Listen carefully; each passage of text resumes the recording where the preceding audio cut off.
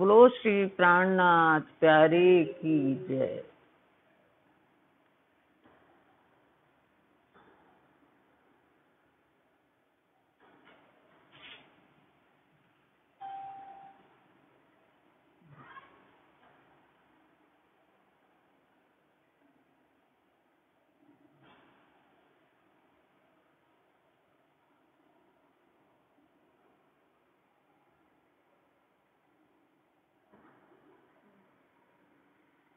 प्रणाम सुंदर साथ जी, परम आत्मीय सुंदर साथ जी। ये दूसरा प्रकरण मार्फत सागर का दूसरा प्रकरण चल रहा है। इसकी 25 चौपाई हो गई थी। जो नुक्ता इलम, जो एक फुई ज्ञान संसार में आया, उसके बारे में ही बताया जा रहा है। 25वीं चौपाई दोहराते हैं, इसके पश्चात आगे करेंगे। हवा अंधेरी बीच रात की उग्या मार्फत सूर, भरे जिमी और आसमान दुनिया पूर नूर, दुनिया पूर नूर। ऐसी करी बीच आलम, रूह अल्लाह के इलम। महामती श्री प्राणनाथ जी, आदि सदगुरु महामती श्री प्राणनाथ जी फरमाते हैं, ऐसी करी बीच आलम, रूह अल्लाह के इलम। रूह अल्लाह कौन है? श्यामा जी अवतार सदगुरु श्री देवचंद जी। सदगुरु देवचंद जी तारतम ज्ञान रूपी चाबी लेके आए। रूह अल्लाह के इलम, रूह अल्लाह के इलम से क्या हुआ? ऐसी करी बीच आलम, आलम माने संसार में ऐसा हुआ। ये जो ब्रह्म ज्ञान आने के पश्चात इस संसार में ऐसा हुआ, मारिया कुली दज्जाल को जो करता था जुल्म। जो दज्जाल प्रवृत्ति सबके अंदर, जो कलयुगी प्रवृत्ति रहती है, कुली दज्जाल यानी कलयुगी प्रवृत्ति रहती है, जो धर्म से हमें विमुख करती है, जो धर्म की राह पर लोगों को नहीं जाने देती, जीवों को धर्म की राह पर नहीं लगने देती। तो इनके ब्रह्म ज्ञान ने उसको मारा, यानी कि उसको दूर भगाया। मारिया कुली दज्जाल को जो करता था जुल्म, जो सबके हृदय में बैठ के जुल्म करता था, जिसको शैतान भी कहा गया है। तो ऐसे कलयुगी दज्जाल स्वरूप को उसको दूर भगाया। किसके? ब्रह्म ज्ञान के प्रभाव से। फुरमाया सो सब हुआ, जो कछु कहया मोहम्मद। रसूल मोहम्मद साहब ने अपने कुरान में, पवित्र कुरान में, जो भी जोश वाणी में आई बातें, जो भी शब्द वो लेके आए थे राजी महाराज से, सो जो फरमाया था उसमें, जो उसमें लिखा हुआ था, जो उसमें अंकित था, जो बातें कि ऐसा ऐसा भविष्य में होगा, रूह अल्लाह और तीसरी सूरत मल की सूरत और हक की सूरत भी दज्जाल का सामना करेंगे, उनको नष्ट करेंगे। तो जो जो लिखा था वही वही बातें घटित हो रही हैं। तो जो किया रूह अल्लाह ने दज्जाल को रद्द, ये पूर्व से ही लिखा था कुरान में। तो इसी कारण तो जो किया रूह अल्लाह ने, जो ऐसा लिखा था उसमें, वही श्यामा जी स्वरूप सदगुरु श्री देवचंद जी ने किया, दज्जाल को रद्द, यानी उसको दूर भगाया। सबके अंदर में ब्रह्म ज्ञान का प्रकाश फैला करके दज्जाल प्रवृत्ति को दूर किया। कुरान माजुजा नबी नबूवत साबित होए हुए एक दिन। मोहम्मद साहब जब आए थे अरब देश में, उस समय बहुमूर्ति पूजक थे, सब अलग अलग मूर्तियां पूज रहे थे। उन्होंने एक ईश्वरवाद की स्थापना की। एक ब्रह्म है, एको ब्रह्मो द्वितीयो नास्ति। ये उन्होंने संदेश दिया कि परमात्मा एक है। एक ईश्वरवाद की, तौहीद का उन्होंने प्रचार किया उस समय। तो कुरान में जो भी कथा मिथक कथानक हैं, तो उनको माजुजा करके कहा गया है, यानी चमत्कार। लोग सोचते कि ये चमत्कार है।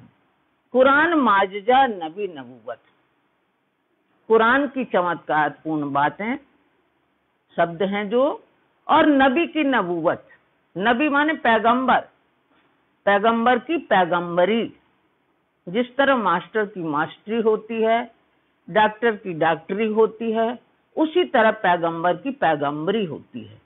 तो साबित हुए हुए एक दिन इन्होंने अपने प्रभाव से, इन्होंने अपनी पैगंबरी के माध्यम से और कुरान की जो चमत्कारिक शब्द थे उनके माध्यम से क्या हुआ, साबित हुआ। वो इस समय पर आकर के, रूह अल्लाह श्यामा जी के समय में आकर के साबित हुआ, वो सिद्ध हुए। उनकी जो बातें थी वो यहाँ सिद्ध हो रही हैं।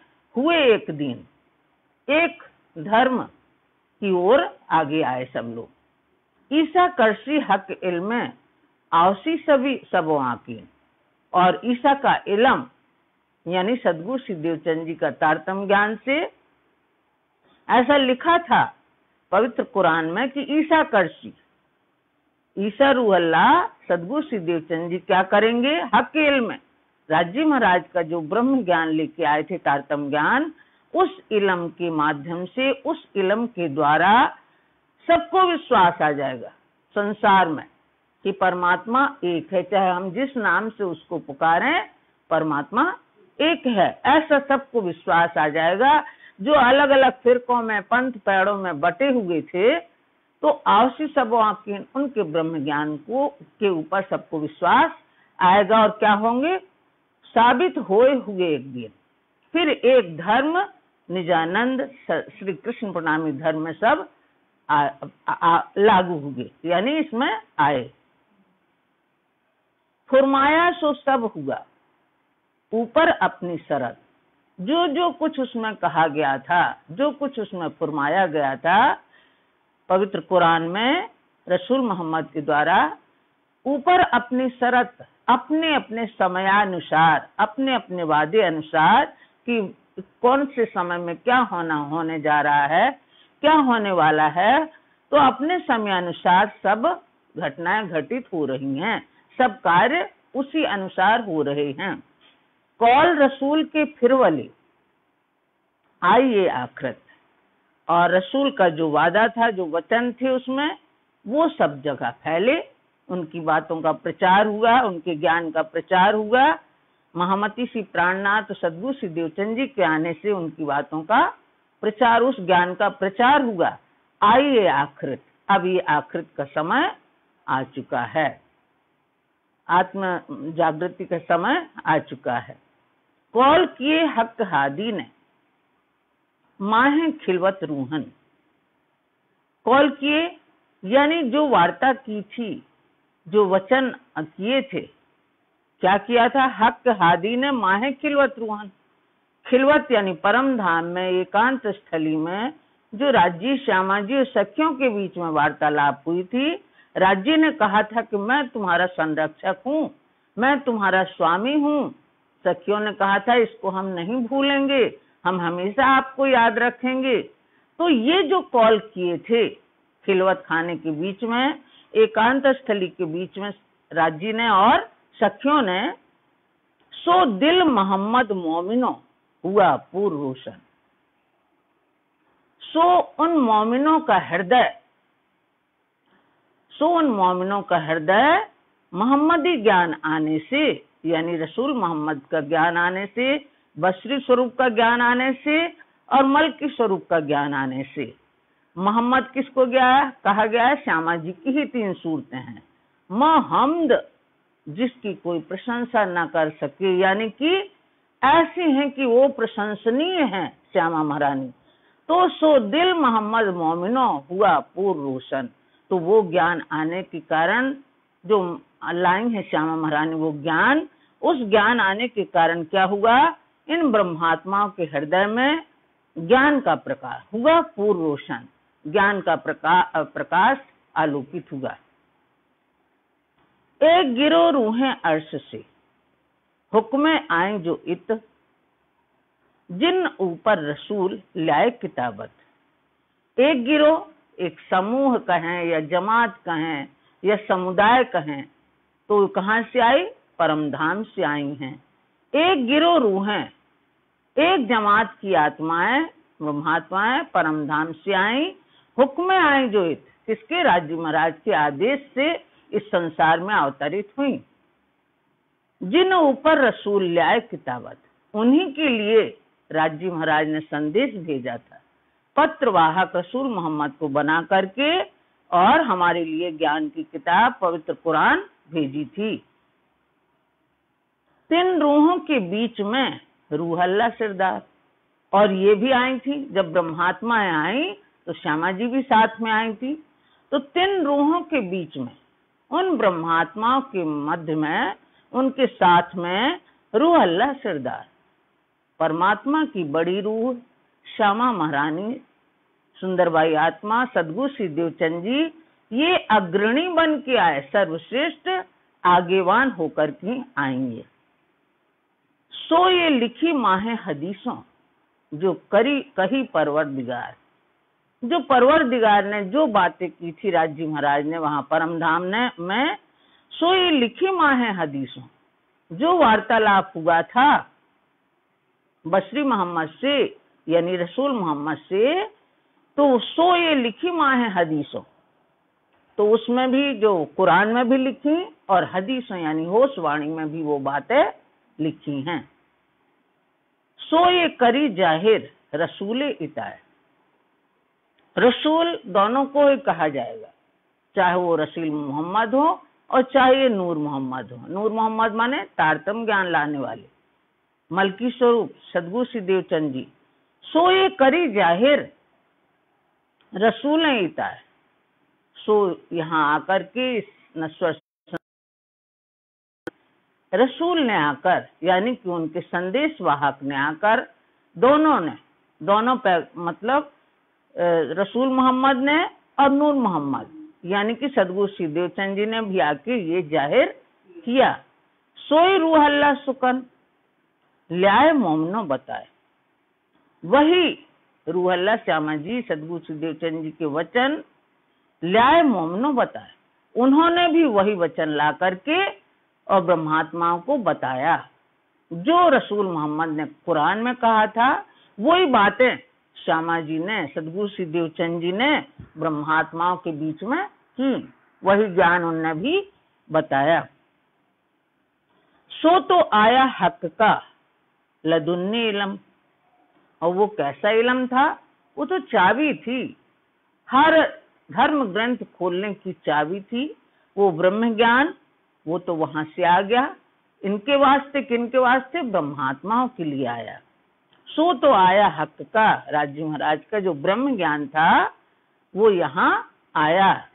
लिखा दिल अर्श पर मोमिनो बिना कलम, और जो प्रशंसनीय जो ब्रह्मात्माएं हैं, श्यामा जी, सृंदावती जी, ये सब जितनी भी ब्रह्मात्माएं हैं, जो श्यामा जी ये ज्ञान लेके आई हैं, लदुन्नी इलम, लिखा दिल अर्श पर, मोमनों का दिल ही धाम है, मोमनों का दिल धाम है, तो इनके धाम हृदय में वो ज्ञान बिना लेखनी के अंकित हो गया।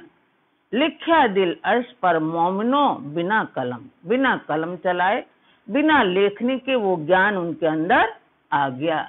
जैसे ही श्यामा जी ने समझाया, वैसे ही उनके अंदर वो ज्ञान आने लगा।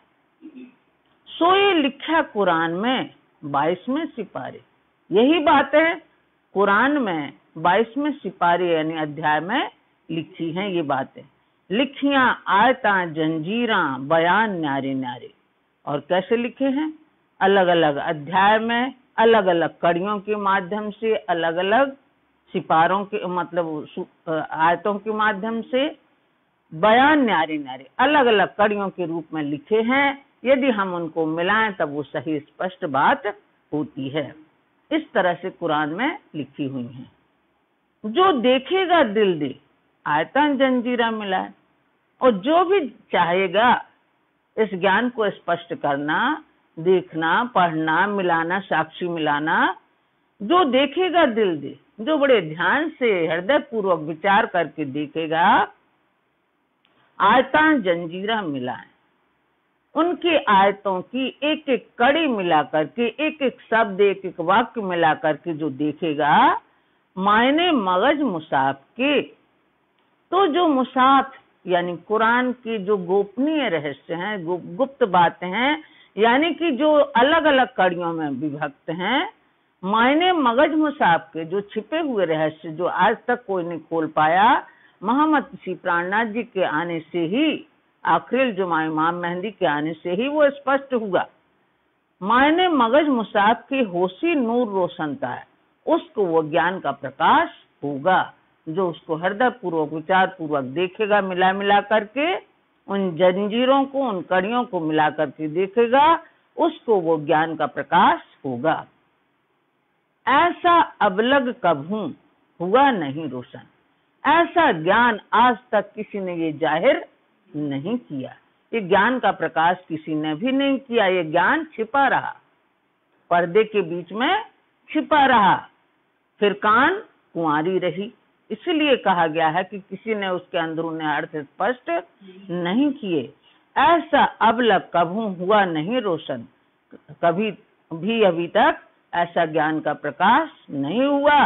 मोहम्मद श्री प्राणनाथ जी के इस संसार में आने तक ये ज्ञान प्रकाशित नहीं हुआ था। इनके आने से ही इसका स्पष्टीकरण हुआ। सो हक हादी जानत या जाने रूह है मोमिन। सो इसका मर्म, इसकी वास्तविकता परमधाम में राज्य, श्यामा जी और ब्रह्मात्मा ही जानती है, और इसके मर्म को और कोई नहीं जानता। जब हक का इल्म हुआ जाहिर, जब राज्य महाराज का ज्ञान जो यहाँ संसार में हमारे संदेशों के माध्यम से आया, जब हक का इल्म हुआ जाहिर, जब संसार में प्रसारित होने लगा, इसका प्रकाश फैलने लगा, तिन इल्मे कायम करी दुनी फानी होती जे। तो वो ब्रह्म ज्ञान कैसा है कि ये जो संसार की जितनी भी बीमारियां हैं, जितनी भी बलाएं हैं, सब वो दूर करने वाला है तारतम्य ज्ञान। ऐसी दारू लाए रूह अल्लाह, ऐसी दवाई लेके आए हैं, ऐसी औषधि लेके आए हैं जिससे सब बीमारियों का इलाज होने वाला है। तीन इल्मे कायम करी दुनी फानी होती जे। जो नश्वर संसार की दुनिया थी, जो मिटने वाली नाशवान थी, उससे, उस ज्ञान से क्या हुआ, सबको मुक्ति स्थल प्राप्त हुए। तीन इल्मे कायम करी, उसने मुक्ति स्थल में सबको अखंडत्व का फल प्रदान किया इस ज्ञान ने। ये सुकन बातून जिनको दिल बीच सुहाए, ये जो वचन कहे जा रहे हैं, ये जो छिपे रहस्य हैं, गोपनीय बातें हैं, गोपनीय ज्ञान है, जो ये सुकन बातों जिनको, जिनको ये गोपनीय बातों पर विश्वास है, दिल भी सुहाए, जिनको ये भा गए हैं कि हाँ ये यथार्थ बात है, ये सत्य बात है, ये वास्तविक बात है, जिनको अच्छी लग गई ये वचन, सो सुन के तभी एक दिन में आए। वो उन्हीं वचनों को सुन करके एक दिन महामती के झंडे के नीचे सब आए, यानी श्री कृष्ण प्रणामी धर्म में शामिल हुए। बका अर्श हक सूरत हुआ नूर रोशन। उस ज्ञान से, जो तारतम्य ज्ञान आया, जो ये वाणी अवतरित हुई, जो ये ब्रह्म ज्ञान अवतरित हुआ, बका अर्श हक सूरत, अखंड परम धाम की, राज्य महाराज की, पूर्ण ब्रह्म परमात्मा की स्वरूप का सबको ज्ञान हुआ नूर रोशन। उस स्वरूप का ज्ञान होने से, अखंड परम धाम जाहिर होने से हुआ नूर रोशन। ज्ञान का प्रकाश सब जगह आलोकित हुआ, फैला। सो ये शरत जाहिर हुआ फरदा रोज क्या दिन। और ये जो कुरान में लिखा गया था कि जब मोहम्मद श्री प्राणनाथ जी हक के स्वरूप आएंगे, सो ये शरत जाहिर हुआ। वो समय अब स्पष्ट समझ में आने लगा। जो समय दिया था, सुनिश्चित था कि इस समय पर आत्म जागृति का प्रभात होगा, तो आत्म जागृति का दिन होगा, यानी क़यामत का समय आ जाएगा। सो ये शरत जाहिर हुआ, वही समय अब स्पष्ट हो रहा है। फरदा रोज का दिन, जिसको मोहम्मद साहब से लोगों ने पूछा कि क़यामत कब होगी, तो उन्होंने कहा फरदाए रोज क़यामत। फरदाए रोज यानी कल के दिन। कल के दिन मोहम्मद साहब के जाने के पश्चात 11वीं सदी में सांकेतिक अर्थ उन्होंने दिया था। सांकेतिक कहा था कि 11वीं सदी में ये आत्म जागृति का प्रभात होगा। तो वही फरदा रोज यानी 1000 वर्ष कितने दिन के हुए और 100 वर्ष रात के, यानी एक दिन बीत जाने के बाद ही दूसरा दिन आएगा जिसको कल कहते हैं हम। 1000 दिन के और 100 वर्ष रात्रि के, तो 1100 हो गए, 11वीं शताब्दी हो गई। तो फरदा रोज का दिन एक दिन बीत जाने के बाद यानी कल का दिन आने के बाद होगी, तब आत्म जागृति का दिन आएगा। जो कलाम अल्लाह में फुरमाई फजर, कलाम अल्लाह, कलाम यानी वचन, अल्लाह मान परमात्मा की, जो रब या अल्लाह के जो वचन हैं कुरान शरीफ में यानी पवित्र कुरान में फुरमाई फजर, जो उसमें फजर के वास्ते कहा गया था कि दिन होगा कब 11वीं सदी में, जो उन्होंने सांकेतिक शब्दों में कहा था, जो फरमाया था सो खुली हक इल्म रूह बातुन नजर। तो राज्य के ब्रह्म ज्ञान से तारतम ज्ञान के माध्यम से सो खुली हक इल्म, ब्रह्म ज्ञान तारतम ज्ञान के द्वारा रूह की बातुन नजर यानी अंतर्दृष्टि खुल गई। जब ये ज्ञान देखा, ये तो वही समय है, तो रूह बातुन नजर, उनकी अंदरूनी दृष्टि खुल गई। हुआ खासल खास जो रूह मोमिनो मिला। और जो जब ये संवत 1714 में सोच रहे थे मिहराज कि यहाँ हम मेला करें जामनगर के बीच में, तो वो वहाँ मेला होना नहीं था, इसलिए बहुत से व्यवधान आए और उन्हें प्रबोधपुरी में बैठना पड़ा, जिसको हफ्सा कहा गया है, ज्ञान की पुरी में बैठना पड़ा। वो मेला कहाँ हुआ? पद्मावतीपुरी धाम में हुआ। खासल खास जो, खासल खास यानी ब्रह्मात्माएं, जिनको परमहंस भी कहा गया है। तो ये जो यहाँ मिली रूह मोमिनो मेला, ब्रह्मात्माओं का मेला कहाँ हुआ? पद्मावतीपुरी धाम में, जिनको खासल खास भी कहा है कुरान में, मोमिन भी कहा है और हम ब्रह्मात्मा भी कहते हैं।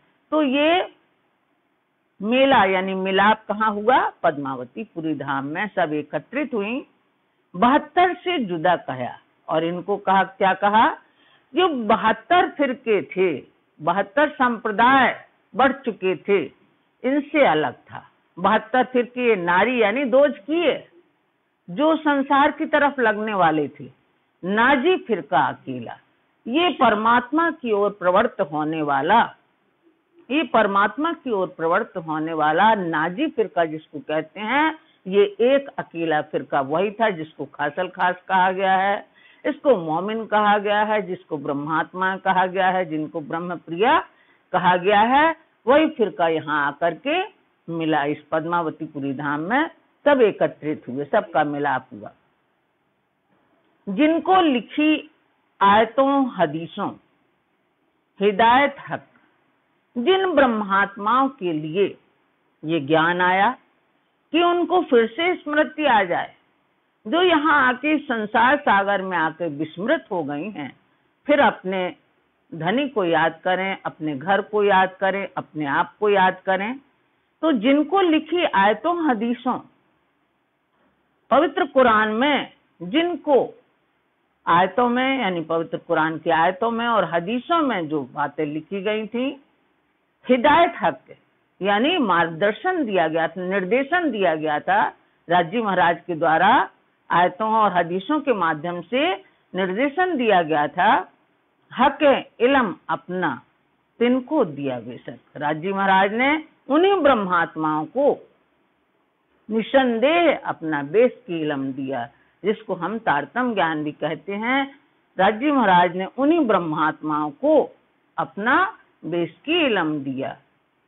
हक इल्म अपना तिनको दिया बेशक, निसंदेह करने वाला वही उन्हें तारतम ज्ञान दिया। सोए मोमिन अर्श की उतरे नूर बुलंद, वही ब्रह्मात्मा जिनकी परातम परमधाम में मूल मिलावा में विराजमान वहीं बैठी हुई हैं। सोई मोमिन अर्श की, वही ब्रह्मात्मा है परमधाम की, उतरे नूर बुलंद। राजी महाराज के आदेश से नूर बुलंद यानी दिव्य ब्रह्मपुर धाम से इस नश्वर संसार का खेल देखने अवतरित हुई हैं। ताको टाली हक इल्म झूठ फरेबी फंद, उनको इस नश्वर संसार के झूठ प्रपंच फरेब के बंधन से, माया के बंधनों से मुक्त किया। किसके? ताको टाली हक इल्म, इनके ज्ञान ने उनको नश्वर संसार के झूठ फरेब के प्रपंच से, बंधन से इनको ज्ञान के द्वारा मुक्त किया।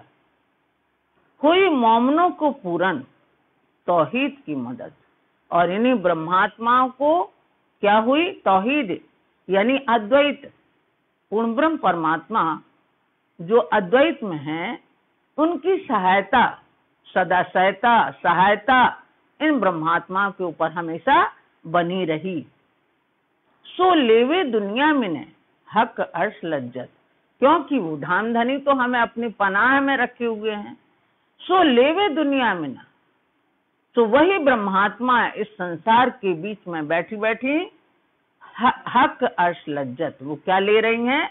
परम धाम की लज्जत यानी आनंद यहाँ से अनुभव कर रही हैं, प्राप्त कर रही हैं। वाणी के माध्यम से वहां का आनंद लज्जत प्राप्त कर रही हैं। ना ही मोमनो कबहू दुनिया का दिमाग, इन ब्रह्मात्माओं की ये पहचान है, ये लक्षण है। ना ही मोमनो कबहू, इन ब्रह्मात्माओं को कभी भी दुनिया का दिमाग नहीं है, यानी अहंकार नहीं है। जिस तरह नश्वर संसार के जीवों का होता है अहंकार भरी बातें, ऐसा उनका अहंकार में बातें नहीं है, दुनिया का दिमाग नहीं है, दुनियावी जो बढ़ के बातें करते हैं ऐसा उनका नहीं है बुद्धि। जाको हक इल्म किए सबों को पाप, राजी महाराज के ब्रह्म ज्ञान से जाको हक इल्म, राजी महाराज ने तारतम ज्ञान इन्हीं के वास्ते भेजा। वो स्वयं पवित्र हुई उस ज्ञान से, और उस ब्रह्म ज्ञान के द्वारा संसारी लोगों को भी उन्होंने किए सबों को पाप, सबके हृदय को पवित्र किया। ये जो मोमिन हकीकी सो कहे अर्श दिल, जी ये ब्रह्मात्माएं हैं, कैसे हैं? सत्य हृदय वाली, सत्य दिल वाली, जिनको हकीकी मोमिन कहते हैं। मजाजी यानी झूठे, हकीकी माने सत्य के पालन करने वाले। ये जो मोमिन हकीकी जो सत्य के रहने वाली हूँ, जिनको हम सत्य के बंजारे भी कहते हैं, ये जो मोमिन हकीकी सो कहें अर्श दिल, इन्हीं के दिल को राजी महाराज ने अपना धाम बनाया है। सो तो पाक हमेशगी रूह है अर्श निर्मल, जो परम धाम की ब्रह्मात्मा है वो निर्मल हैं, पवित्र हैं। सो तो पाक हमेशगी, हमेशा से पवित्र हैं वो, और इस ब्रह्म ज्ञान के आने से इस झूठ में भी, प्रपंच में भी वो पवित्र हो गई। सिपारे 27 में लिखा नीचे कर, 27वें सिपारे में ये भली भांति समझाइश करके लिखा हुआ है। नीचे माने अच्छे प्रकार से लिखा हुआ है। सो लीजो तुम मोमिनो बीच अर्श दिल धर, ये सभी बातों का ज्ञान हे ब्रह्मात्माओं तुम अपने हृदय में धारण करके उन बातों को जो 27वें सिपारे में लिखा है, उन बातों को अपने हृदय में विचार पूर्वक लेना। अर्श में सूरत मोमिनो जो कही है असल, अखंड परम धाम में जो ब्रह्मात्मा के परात्म कहे गए हैं कि वहां की उनके असल तन है, असल शरीर वहां विराजमान है मूल मिलावा में। अर्श में सूरत मोमिनो उनके स्वरूप, ब्रह्मात्माओं के स्वरूप कहाँ है? जो कही असल, असल तन तो उनके वही है, यहाँ तो ये झूठे तन है, ध्यान की सुरताएं हैं ये सब। तिन पाया बीच नासूद के बका हाहूति फल, उन्हीं ब्रह्मात्माओं ने जिनके असल तन वहां विराजमान है, तिन पाया बीच नासूद में उन्हीं ब्रह्मात्मा ने क्या पाया यहाँ मृत्युलोक में? बका हाहूति फल, अखंड परमधाम के रंग महल के अंदरूनी जो भी लीलाएं होती थी जो भी आनंद वो प्राप्त करती थी यहीं बैठे बैठे वो प्राप्त कर रही हैं, वाणी के माध्यम से, धन की मेहर से, उनकी कृपा से। रंग महल के अंदरूनी जो भी आनंद उन्हें प्राप्त होता था वो यहाँ बैठे बैठे प्राप्त कर रही हैं। और गिरो फरिश्तन की मुत्की परहेजगार। और दूसरी जमात जो आई, ये जमात तो आई परम धाम से ब्रह्मात्माओं की, और गिरो फरिश्तन की और दूसरी जमात जो ईश्वरी सृष्टि जिन्हें फरिश्ते कहा गया है, ये अक्षरधाम से आई। मुत्की परहेजगार, ये मुत्की भी इनको कहा गया है। ये कैसी हैं? परहेजगार, आत्म संयमी है। ये ईश्वरी सृष्टि ये आत्म संयमी करके कहा गया है इनको मुत्की परहेजगार यानी आत्म संयमी करके कहा गया है। ये भी इनके साथ साथ इस संसार में आई, ब्रह्मात्माओं के साथ साथ ये भी अवतरित हुई। ये भी आए लैलत कदर में, ये भी ब्रह्मात्माओं के साथ साथ में इस लैलतुल कद्र की तीसरे खंड में, तीसरे भाग में, जागनी ब्रह्मांड में आई। तीनों तकरार यानी तीनों खंडों में ब्रह्मात्माओं के साथ साथ ये भी अवतरित हुई। दोहरा लें क्योंकि अभी टाइम लगेगा 3-4 चौपाइयों में। कोई बात नहीं, ठीक है। तीनों तकरार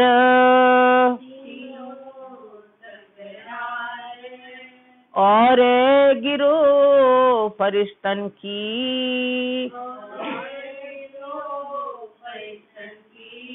मुत्की परहेजगार।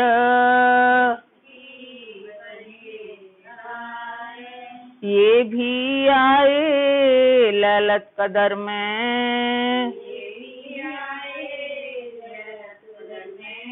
तीनों तकरार,